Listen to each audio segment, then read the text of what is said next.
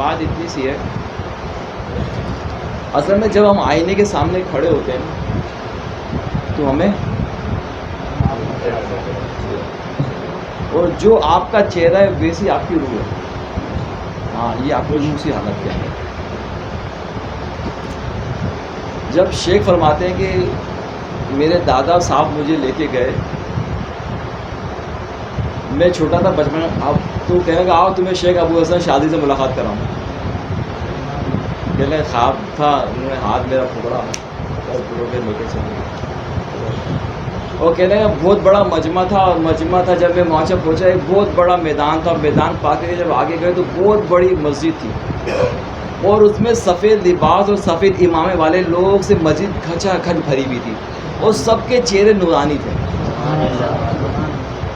کہ جب میں وہاں پہنچا اور سب کے چہرے نورانی چہرے سب کے دیکھے تو فرمایا لگا کہ مجھے لے کے کہا کہ وہ نا مجھے بیچ میں سے لیتے چلے گئے. اور کافی دور چلنے کے بعد محراب کے پاس پہنچے تو دیکھا وہاں پہ ایک بزرگ بیٹھے ہوئے، ان کی سفید داڑھی سفید زلفیں ہیں اور چہرہ ایسا نورانی ہے کہ مطلب بار بار نگاہ ٹکتی نہیں، ایسا نورانی ہے. اور وہ بیٹھے ہوئے ہیں اور مجھے کہا کہ حضرت یہ آیا کہ یہ ابو سے شادی پاؤں میں گر گیا. مجھے پاؤں میں ڈال دیا. جب پاؤں میں ڈالا تو انہوں نے مجھے بٹھایا اور ان کے سامنے ایک تش رکھا ہوا تھا، تسلا سے وہ آدھا ڈھکا ہوا تھا اور آدھے میں جلیبیاں تھیں. وہ جلیبیاں تیز مجھے کھلائے چلے آئے. بزرگ فرمائے لگے مجھے کھلاتے رہے اور یہاں تک کہ میں سیر ہو گیا. انہوں نے بھی چھوڑ دیا کھلانا اور کہا جھولی پھیلاؤ. میں جھولی پھیلائی، وہ جلیبی ڈالتے چل میرا پورا دامن اس سے بھر گیا. اب میں نے بولا میں لے کے چلوں کیسے؟ جب میں لے کے چلنے لگا اتنے بڑا مجمع ہے، میں کہتے جب میں تھوڑا قدم چلا تو میں گر گیا. تو جب آنکھ کھلی تو مجھے اٹھایا کہ بھائی، تو میں اپنے گھر کے اندر ستون تھا اسے ٹکرا کے گر گیا تھا. تو فرمایا کہ بس اتنا تھا آگے. کہنے لگے وہ جو تھا تو تم سے حزب البیر کا سلسلہ، حزب البیر کا فیض تم سے جاری ہوگا. تو بات ساری یہ ہے کہ بزرگ جب کسی کو کوئی نعمت دینا چاہتے ہیں تو اس کے اشارے الگ الگ ہوتے ہیں اور سب کی طبیعتیں الگ الگ ہیں. ان بزرگ کو الگ ملا، صحیح ہے نا، اشرفی سلسلے کے بزرگ ہیں. تو بات ساری یہ کہ جب کو جو نعمتیں ملنا ہوتی ہیں وہ کسی نہ کسی زاویے سے ملنی ہوتی ہیں. مگر بات یہ ہے کہ اللہ تبارک و تعالیٰ انسان کا ظاہر نہیں دیکھتا، باطن دیکھتا ہے. اللہ انسان کا جو صدر ہے، صدر سینے کے اندر جو چھپی ہوئی باتیں اللہ اس کو بھی جانتا ہے. اگر آپ کی نیت میں اخلاص تھا تو اخلاص سے اڑ جاؤ گے. اور جب انسان اخلاص ہوتا ہے تو انسان جیسے پرندے پرواز کرتے، انسان کی روح پرواز کرتی ہے. جب اخلاص ختم ہوتا ہے، دنیا کی مادیت آتی تو انسان نیچے آ جاتا ہے. تیر لگتا ہے پرندے پہ تو پرندہ، تو جہاں خواہش اس کی منتقل ہوئی اللہ کی طرف سے ہٹ کر دنیا کی طرف، تو وہ دنیا کی طرف، زمین کی طرف آنا شروع ہوتا ہے. اور جہاں اس کی پرواز رحمان کی طرف رہتی تو رحمان اتنا بلند ہے کہ تصور نہیں کیا جا سکتا، تو اس کو بلندی ملتی چلی جاتی. بات یہ ہے کہ اب کوئی پرندہ اڑنا نہیں جاتا. اب سارے پرندے تو ہوتے ہیں، اب پرندے جو اڑنا نہیں جانتے وہ کون سے پرندے اڑنا نہیں جانتے؟ اگر پرندے اڑنا نہ جانے تو اسے پرندہ کون بولے؟ پرندہ اڑنا کیسے جانتا ہے؟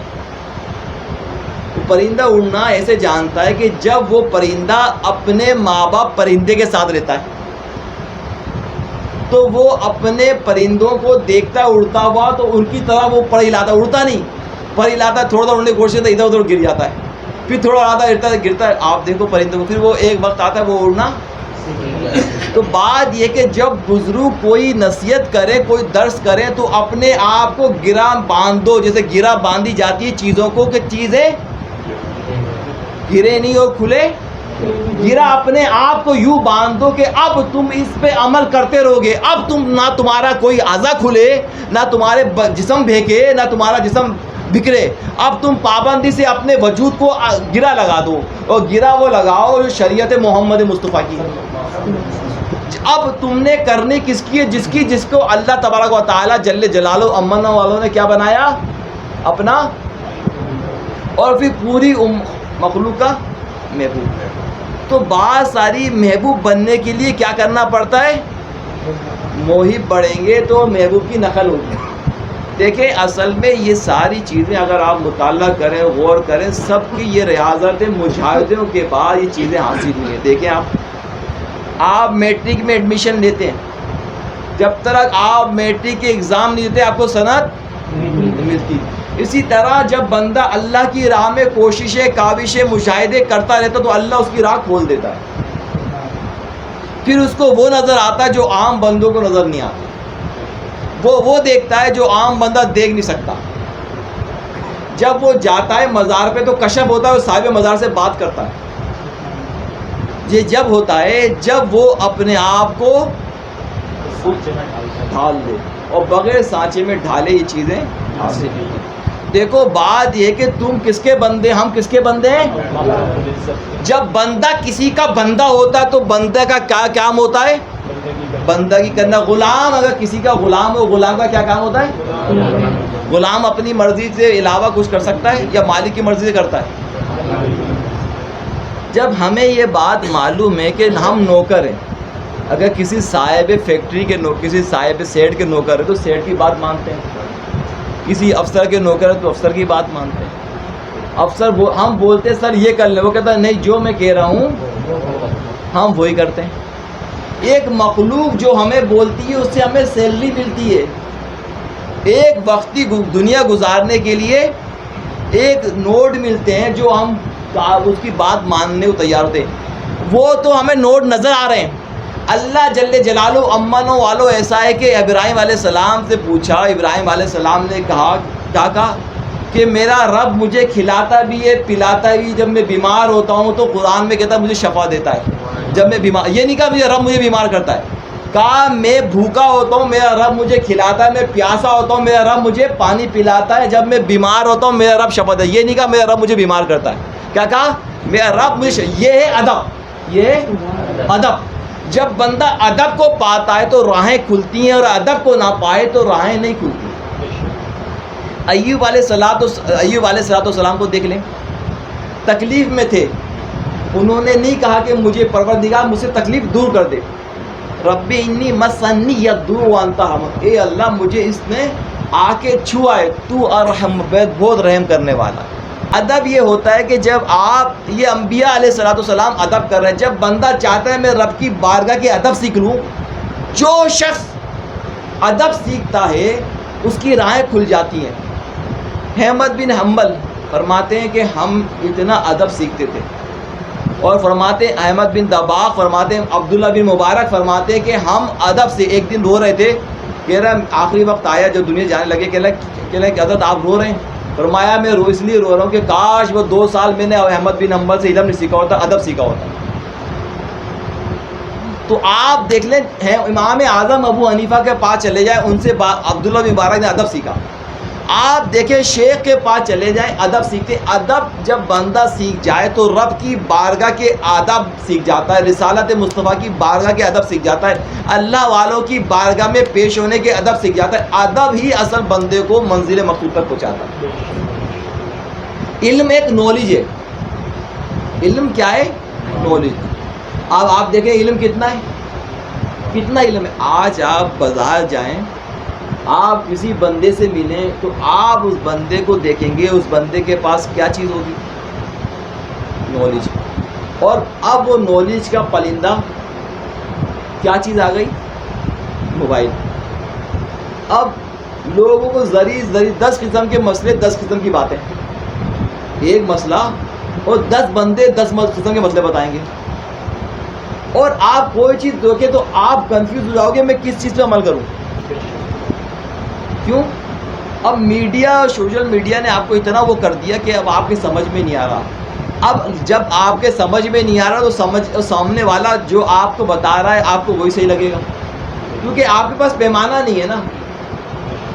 اس لیے جب پیمانہ نہیں ہوگا تو سب, اس لیے فرمایا جس چاہتے ہیں اس کے لیے آپ ادب سیکھیں کہ ادب بھی ہے یا نہیں ہے. اگر آپ ادب نہیں سیکھیں گے تو آپ کو چیزیں آئیں گی نہیں. یہ بات یاد رکھیں, ادب ضروری ہے. کسی بھی والدین کا ادب, اساتذہ کا ادب, پڑوسی کے حقوق, یہ سارے چیزیں ادب کے آتے ہیں. اب اس کی ایک چھوٹی مثال, آسان مثال لے لیں. جب دسترخوان ہوتا ہے,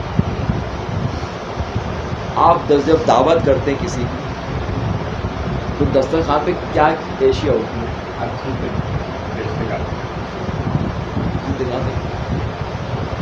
تو بات جب آپ ہر چیز کے لگاتے ہیں تو یہی بتا دیا کہ ادب کے اندر حسن اخلاق، ادب کے اندر تمام شے موجود ہوتی ہے. یہ دسترخوان کے اندر تمام شے موجود ہوتی ہے نا. حسن اخلاقیت اس ادب کے اندر تمام چیز بندے کے اندر موجود ہوتی ہے. جیسے کسی کے اندر سخاوت ہے تو اس کے اندر عبادت میں سستی ہے. کسی کے اندر مطلب ملاوٹ کرتا ہے تو الخیرات زیادہ کرتا ہے. تو کئی خوبی ہیں، کسی کے اندر کئی خامی ہے، کئی خوبی کو ملاوٹ کر رہا ہے مگر اور کام اچھے کر رہا ہے. کسی کے مطلب ویسے تو مال میں ملاوٹ کرتا ہے مگر اخلاق اس کا اچھا ہے. کسی کے اندر ملتے ہیں تو مطلب بڑا ادب سے ملتا ہے مگر اس کے اندر طریقہ کار اس کا صحیح نشہ کرتا ہے. ہم یہ سب چیز دیکھتے ہیں مگر اصل میں ادب یہ ہے، اخلاق یہ کہ بندے کے اندر وہ تمام چیزوں کا جمع ہو جانا ہے. وہ تمام چیزیں وہ دیکھے کہ میرے دسترخوان پہ کس چیز کی کمی ہے. میرے دسترخوان سجایا ہے، اخلاق کا دسترخوان، اس نے اخلاق کا دسترخوان ہے، رسالت مصطفیٰ کی تعلیمات کا دسترخوان ہے، یہ علم پہ عمل کرنے کا دسترخوان ہے، یہ ایثار کرنے کا دسترخوان ہے، یہ عاجزی کرنے تواضع کرنے کا دسترخوان ہے، یہ بھوکوں کو کھانا کھلانے کا دسترخوان ہے، یہ پیاسوں کو پانی پلانے کا دسترخوان ہے، یہ والدین کا ادب احترام کرنے کا طریقہ کار ہے، یہ پڑوسی کی قدر ادا کرنے کا، یہ امامہ پہننے کا ادب ہے، یہ امامہ اتارنے کا ادب ہے، یہ واش روم میں جانے کا طریقہ ہے، یہ واش روم سے آنے کا طریقہ ہے، یہ روٹی کھانے کا طریقہ ہے، یہ روٹی کے بعد دعا کرنے کا طریقہ ہے، یہ ہاتھ دھونے کا طریقہ ہے، یہ ہاتھ صاف کرنے کا طریقہ ہے، یہ ہاتھ مصافحہ کرنے کا طریقہ ہے، یہ بغل غیر ہونے کا طریقہ ہے، یہ قرآن اٹھانے کا طریقہ ہے، یہ قرآن کا ادب کرنے کا طریقہ ہے، یہ قبلے کی طرف رخ کر کے قرآن پڑھنے کا طریقہ ہے، یہ قرآن پڑھتے ہوئے اس پہ غور و فکر کرنے کا طریقہ ہے، یہ اللہ تبارک تعالیٰ کی بارگاہ میں تواضع و عاجزی کرنے کا طریقہ ہے، رحمت کا ذکر آئے تو رحمت مانگنے کا طریقہ ہے، عذاب کا ذکر آئے تو عذاب سے پناہ ماننے کا طریقہ ہے، اور اگر اللہ تبارک تعالیٰ جل جلالہ کی بارگاہ میں اگر معافی کا طریقہ تو استغفار کرنے کا طریقہ ہے، اللہ کو رحم مانگنے کا طریقہ ہے، اللہ کی رحمت مانگنے کا طریقہ ہے، اللہ تبارک تعالیٰ سے تواضع انکساری کرنے کا طریقہ، اللہ سے جو حاجت دل کی پکار اللہ سے مانگے اللہ نعمتیں دیتا ہے. جب یہ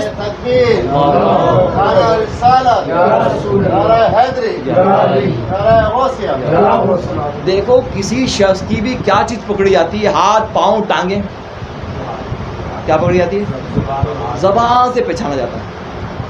زبان اس کو تو جس کی زبان نہیں ہوتی اس کا یہ کہتے ہیں جس کا حید نہیں، جس کا وعدہ نہیں. تو یہی آپ کا سب نماز روزہ پڑھنا پڑھانا سب پیچھے چلے گیا، کیونکہ حضور صلی اللہ علیہ وسلم آپ مسئلہ یہ ہے کہ تمہارا تعلق ہے کس سے؟ اپنے ابا سے، اماں سے، اماں سے ابا سے جڑے رہو. تمہارا تعلق اللہ، اس کے والدین تو خالی ذریعہ بنتے ہیں آنے کا. اور اللہ نے والدین کو کہا کہ والدین کا اکرام کرو، احترام کرو، اف نہ کرو. کس نے کہا؟ اللہ نے کہا. تو بننا آپ کس کے کہنے سے کرتے والدین کا اکرام؟ اللہ تبارک تعالیٰ کے کہنے سے، رسول اللہ کی تعلیمات میں کر رہے ہیں.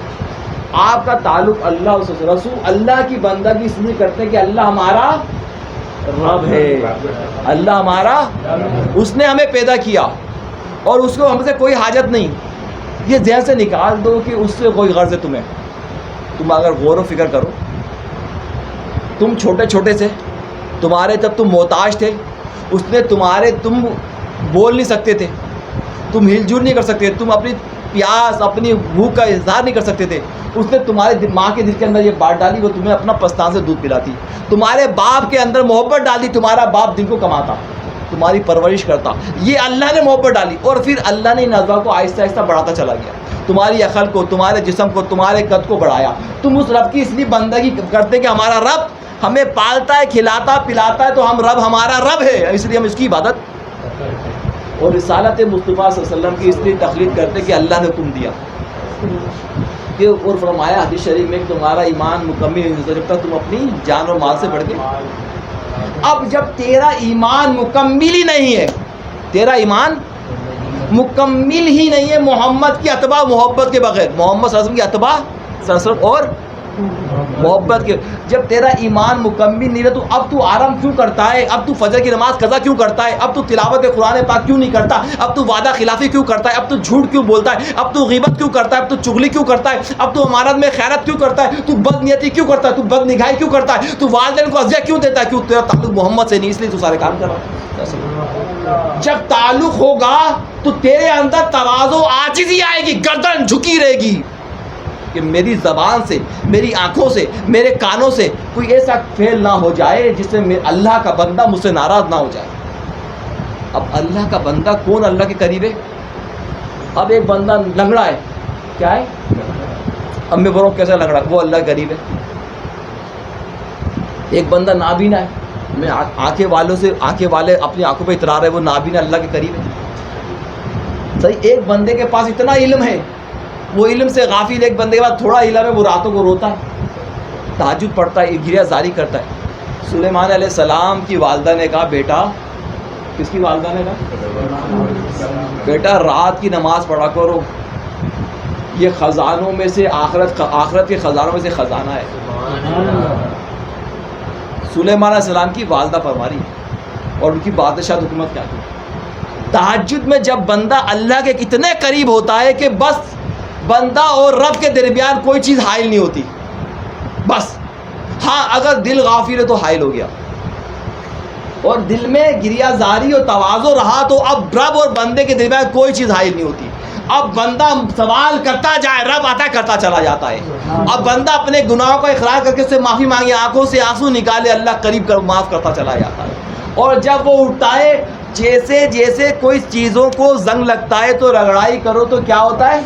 صاف ہو جاتی ہے. بندہ اللہ کی بارگاہ میں جب روتا ہے، آنکھوں سے جو آنسو ٹپکتے ہیں، اللہ اس کے دل کو صاف کر دیتا ہے.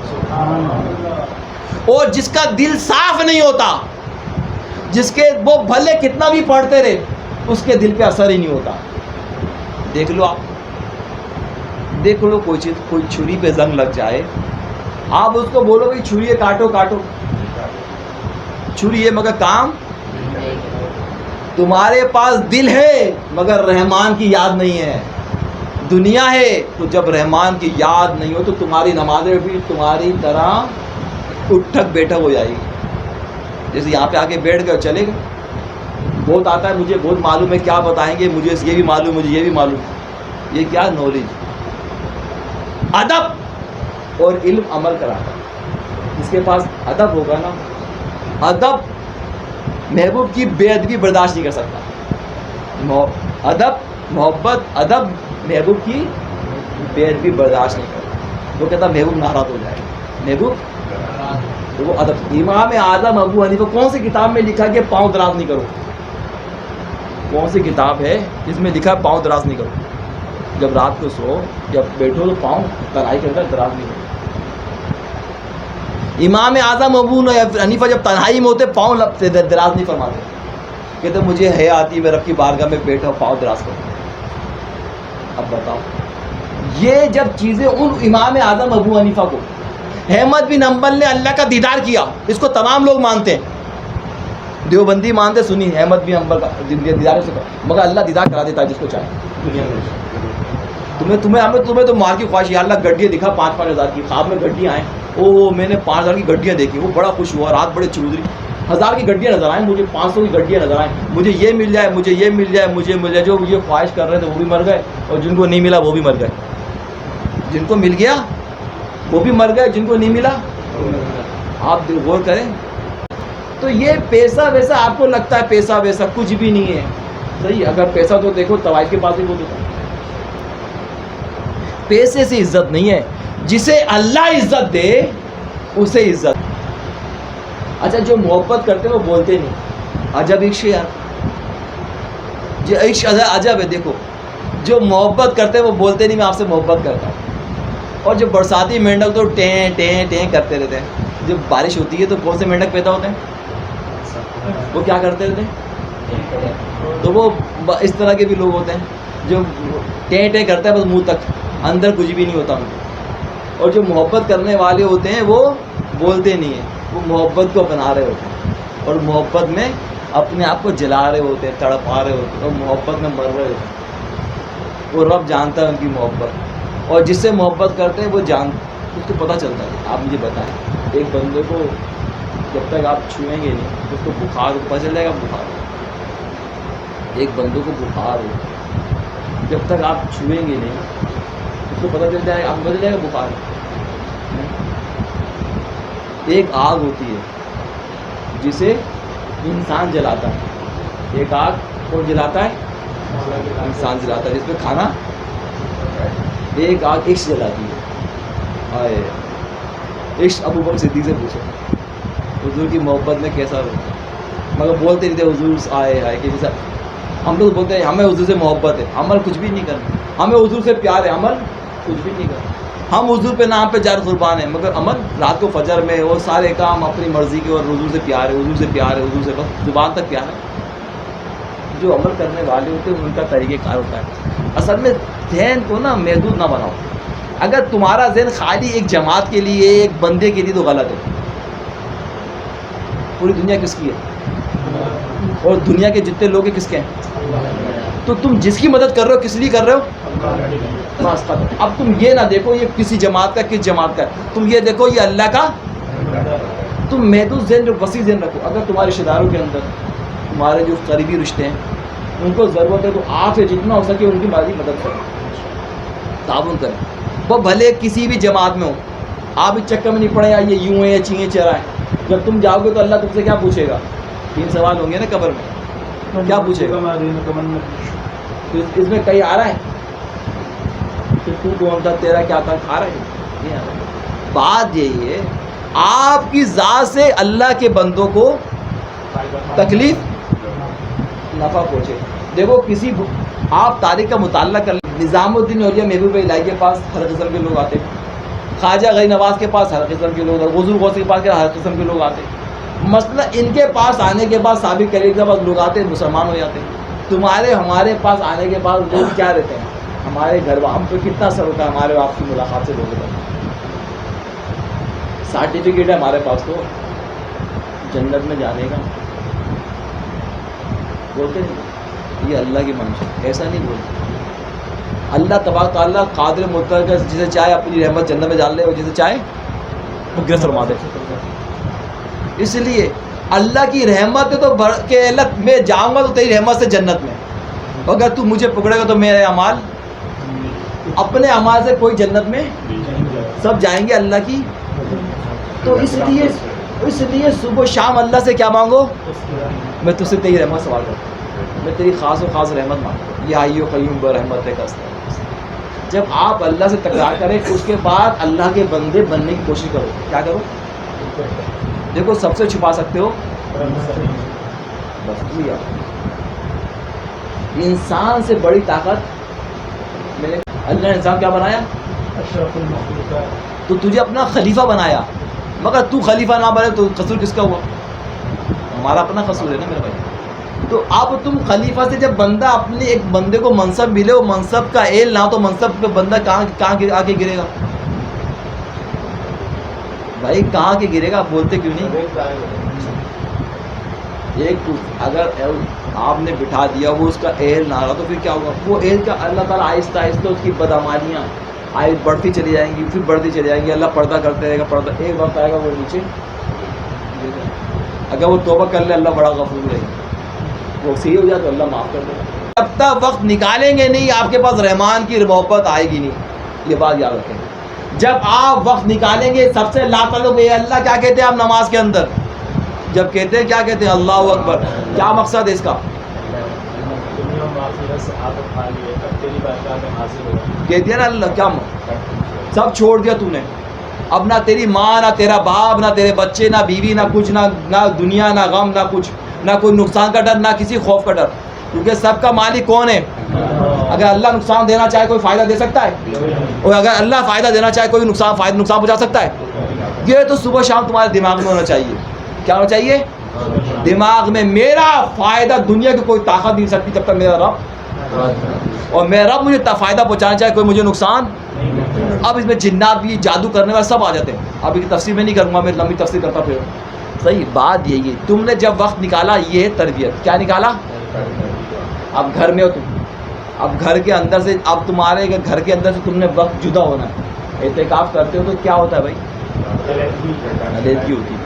اب تم نے 1 گھنٹہ نکالا کہ 9 بجے سے 10 بجے سے 11 بجے تک اب میں کسی سے ملاقات نہیں کروں گا, اور فرمایا اے اللہ میں سب کو چھوڑ کے تیری بارگاہ میں, اور ساتھ توبہ پڑھیں. کیا پڑھیں؟ ایک بار سورہ فاتحہ اور کھڑے رہیں. اب کیا کریں؟ جتنی بار قل ہو اللہ احد پڑھ سکتے پڑھتے رہیں. کیا ہو رہا ہے؟ کس کی بات، کس کی بڑائی بیان ہو رہی ہے؟ کرتے رہیں، جب تھک جائے تو رکوع میں چلے جائیں، اور سجدہ کرتے رہیں جب تک سجدے میں آنسو نہ نکلے، پھر اٹھے، پھر سجدہ کرے، 2 رکعت پڑھے، پھر بولے اللہ میں بہت گناہ گار ہوں، تو پردہ رکھنے والا ہے، یہ تو نے دنیا میں پردہ رکھا، روزے میں شریف پردہ رکھنا، اور مجھے اس گناہوں سے بچے۔ اب تلاوت قرآن پاک کریں، اب جو صورتیں یاد ہے وہ صورتیں پڑھیں، اب آپ تسبیحات کریں، لا الہ الا اللہ کا ذکر کریں، درود شریف کا ذکر کریں، استغفار پڑھیں، اب وہ گھنٹہ لگائیں کس میں؟ اور دن کا حساب کریں، تم نے بد نگاہی کتنی کری، ماں کو، اپنی بیوی کو کتنی بار غصہ کیا، بیوی پر، اپنی اولاد پر کتنی بار غصہ کیا، دوستوں پہ کتنی بار غصہ کیا، کس کی غیبت کری، کس کی چغلی کری، کس کا کو کیا، وہ سب ایک ڈائری لکھو، لکھتا چلے جاؤ۔ جب آپ 1 گھنٹہ لگائیں گے نا تو دوسرا دن اسے بہتر ہوگا، پھر دوسرا دن لگائیں گے، تیسرا دن اچھا رپورٹ آئے گی، جب تیسرے دن رپورٹ لگائیں گے چوتھا دن اچھا ہوگا، جب 5واں دن لگائیں گے وہ اچھا ہوگا، 6واں دن لگائیں گے اچھا ہوگا، 7واں دن اچھا ہوگا، تو اب تمہارے دل کی حالت بدل جائے گی، تمہیں کسی کو کہنا نہیں پڑے گا، اب تم جب بھی سجدہ کرو گے تمہاری آنکھیں بھر جائیں گی، تم جب بھی اللہ کا سورہ فاتحہ پڑھو گے تمہاری آنکھوں میں پانی آ جائے گا، جب تم دعا مانگو گے تو تمہیں رونا آ جائے گا، 1 ہفتے محنت کرو گے رپورٹ آ جائے گی، بس جب آپ اللہ کی بارگاہ میں قریب آ جائیں گے، دیکھو جدا تو ہونا ہے، جدا عقل مند وہی آدمی ہے جو تیاری کر لے، وہ کوئی سرٹیفکیٹ، اس لیے یہ ذہن بنا لے اللہ تعالیٰ تبارک تعالیٰ جل جلالہ امن والوں سے اب شعبان معظم کی 15ویں شب، جو شخص اثر کے بعد ولا حول ولا قوت الا باللہ پڑھتا ہے، وضو فرماتے ہیں، کتابوں میں پنسلوں کی کتابوں وغیرہ میں بھی آتا ہے، کتابوں میں فرماتے ہیں کہ 40 گنا ہوتے ہیں، اور وہی وضو فرماتے ہیں کہ کوئی شخص 14 رکعت پڑھے 14 شعبان کو، اور 8 تک 2 رکعت پڑھ کے 1 بار سورہ اخلاص، سورہ فاتحہ 11 بار سورہ اخلاص، 8 رکعت پڑھ کو سلام سیدہ فاطمہ وغیرہ کو بخش دے، تو سید فاطمہ جو فرماتی ہے، وضو فرماتے ہیں کہ فرماتی ہے جب تک جنت میں جاؤں گی جب تک بندے جنت میں دادا نہیں ہوگا، شعبان کی 15 تاریخ، اب شعبان کی 15 تاریخ کو صلاۃ الخیر پڑھی جاتی ہے، جنید بغدادی جو پڑھتے سیدہ جنید بغدادی رحمۃ اللہ پڑھتے ہیں، تو صلاۃ شب قدر بھی آ رہی ہے، شب برات آ رہی ہے، تو کم سے کم 16 رکعت وہی پڑھنی ہے۔ دیکھیں 1 بار سورہ فاتحہ پڑھ کے 10 بار سورہ اخلاص پڑھے تو 100 رکعت پڑھیں گے، 1000 بار سورہ اخلاص ہو جائے گی، تو اس راتوں کو آپ جو اللہ سے مانگیں گے وہ ملے گا۔ سب سے پہلے اس رات آپ کوشش کریں کہ آپ کا 14 شعبان کو روزہ ہو، 15 شعبان کو روزہ ہو، زیادہ اور شعبان کی آخری پیر کا روزہ رکھے، اس کی بہت فضیلت ہے، شعبان کی حضور نے روزے رکھے چھوڑ دیے، متواتر روزے اتنے نہیں رکھے ہیں چھوڑ دیے، متواتر بہت زیادہ مہینے